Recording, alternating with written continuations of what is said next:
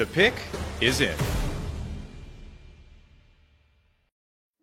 With the number 34 pick, the Houston Texans select Jaden Higgins, wide receiver, Iowa State, presented by LinkedIn. Here to break it all down with me is John Hickman, one of the hosts over at Locked On Texans. And John, I see you smiling over there. It looks like you're feeling good. How are you feeling that Jaden Higgins is now a member of the Houston Texans? Excited. I'm excited. The Houston Texans traded out of the first round in day one with the New York Giants, got 34, got 99, got a pick for next year. So you look at even before drafting Higgins, they got a haul back, right, to give themselves, flexibility throughout the draft and next year's draft to make moves that could help this roster get over the hump, especially considering in a couple of years they got some massive contracts coming up. So that makes me excited. But then Jaden Higgins, a guy ever since the offseason started, I love the potential with Higgins, Houston, Stroud, Collins. Essentially, for me, Jaden Higgins is a guy that I look at his last year in college. He looks like, to me, year two of Nico Collins in the NFL.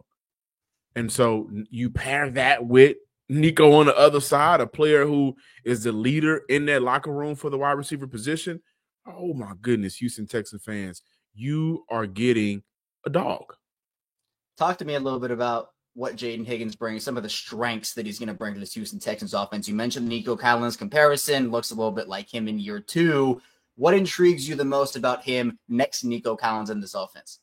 I think what I like most about Higgins, we don't see a lot of wasted movement from him in terms of getting in and out of his breaks and his release.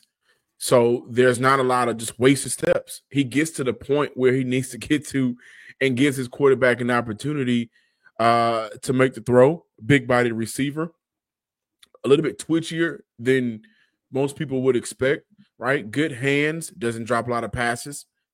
When he ran his 40, and that 40 time was a little bit higher than what people expected, I thought that, oh, man, he's building his stock. And so you look at a guy that with that speed, with that big body, can make plays downfield, can make the plays in immediate passing lanes.